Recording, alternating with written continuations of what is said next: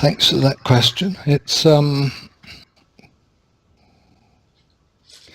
think it helps to bear in mind that what you suspect, which I believe is the case, is not a modern phenomenon. I don't think it is a modern phenomenon. I think we have it in, to take a couple of examples, we have it in the Torah, the Old Testament. We have the warning off of, what is it, witches, seers, astrologers, and so on, as false prophets. We have, I think, in Isaiah, the warning of false prophets, and closer to my heart, perhaps, in Patanjali, in his aphorisms of yoga, we have a section that's devoted to false teachings and so-called backdoor methods. So, you know, this idea of some kind of falsehood in what's after all immaterial and invisible, and so in its own way perhaps lends itself to pretense or to you know, almost any sort of guise, really, that may not be authentic and may be difficult to distinguish, seems to have been in place as long as recorded human history. Today, perhaps it's more prevalent because you notice that anything of value is commandeered by the corporate world or by business, or in order to make money. I mean, just everything. And so during my life, there's been, and some of your life, I'm sure here, you know, there's been feminism, for example. I mean, that was crushed by, I mean, the true feminisms of the 70s and the 80s, which were highly intelligent and very difficult to penetrate for many people, were crushed by corporations who then said, look, we've got a female newscaster, we're feminists, we're pro-feminism or something. Complete nonsense. And these days it has gone so far that women in pornography working in the porn industry will proclaim themselves feminists because they're doing what they want to do and they're empowered, you know, financially or physically or sexually and all this kind of thing. Anything of value seems to be reduced to money, and it seems to be more the case than ever. So I think you're right, the questioner, to suspect the way in which spirituality is packaged and sold.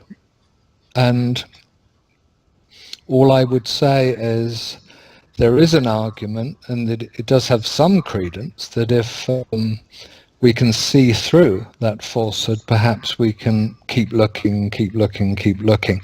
It rather depends, perhaps, to get back to the analytical versus the intuitive. I'm an intuitive type, I'm not an analytical type, regardless of what I might appear to be, and therefore the intuition helped me greatly. I didn't have to, in my spiritual progress, wrestle too much with false teachings or false teachers, because I could smell them a mile off. If you don't have that, you have to penetrate the teachings, look into them, and ask a lot of questions of yourself, the teachings, the spiritual teacher, and so on.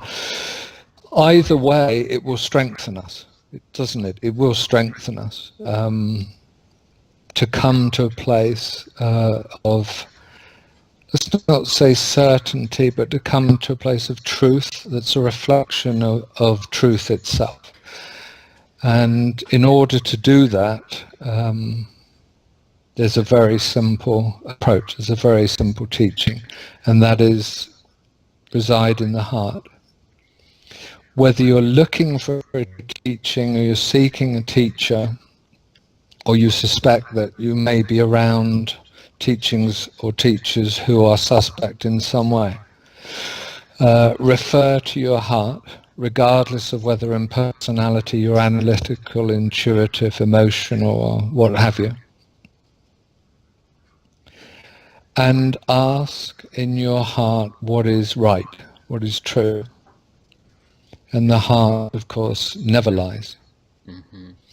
And the heart, and we're not talking, it's just so we're clear, about merely the physical heart. We're talking about this energy center. We're talking about the intelligence that we carry here to discriminate what's real from what's unreal, what's true from what's false.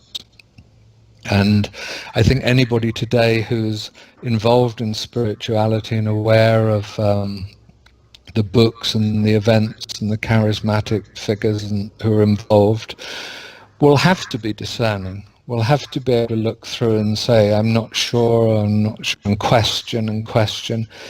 Not just me, not just other teachers, but it is the ancient teaching, the most ancient teaching, to refer back to your own heart. And if it doesn't feel right, don't do it. And if you're not feeling or you're not sure what you're feeling, spend more time in the heart, you see. Mm-hmm. It's all heart. Just remain in your heart, and your heart will lead you to the right teaching and teacher that's authentic. The heart will always be simple, by the way. Never ask the heart for plan B. Right? Never ask the heart for some indirect what's going to happen after they're away. If that happens, what should I do then? It doesn't do that. It's an analytical mind. That's strategy. So remember, you have to learn to, maybe I'm bringing coals to Newcastle, this English, isn't it, when I say this, but you have to be very simple in approach to the heart. You ask for this next present step, and the heart replies immediately. So you have to learn to speak the language of the heart. When I'm working with people like this, and I say, take a few breaths, put your hand on your heart, and become aware of your heart now. What does your heart say? Now, one or two things is going to happen. They're going to start thinking, we've lost now, or they're going to reply straight away. It's always the immediate reply, you see. You might like it, you might not like it. You might want something more complicated and you're not going to get it, but it will be totally direct and infallible. Mm. Infallible.